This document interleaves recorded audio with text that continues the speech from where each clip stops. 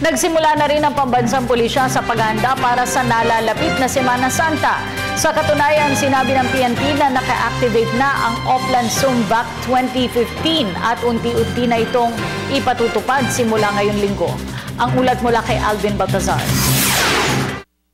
Hudyat na nga ng kaliwat ka ng graduation na simula na ng bakasyon ng mga estudyante na tiyak na sasabayan din ng mga magulang ngayong nalalapit na ang panahon ng Kwaresma. Kaya ang PNP, inaasahan na ang dami ng mga magsisiluwas patahak ng iba't ibang probinsya at ipinairal na ang taunang Oplan Sumvac.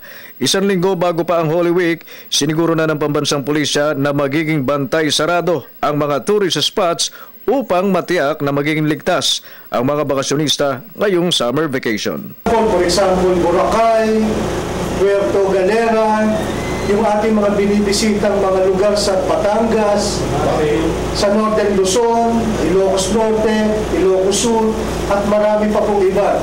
Umasa kayo na imobilize ng inyong Philippine National Police, yung ating mga tourist police sa mga lugar na yan. Simula pa lang ayon sa PNP ang Holy Week break ng kanilang naikasarang Oplan Sumvac ngayong marami pang nakalinyang aktibidad ngayong panahon ng tag-init.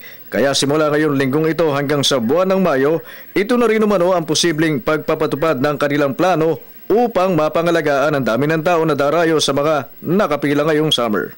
Magmula sa March 30 hanggang April 5, meron din po tayong araw ng kagitingan sa April 9 at Labor Day sa May 1. Darating po ang Flores de Mayo, pagpasok po ng Mayo.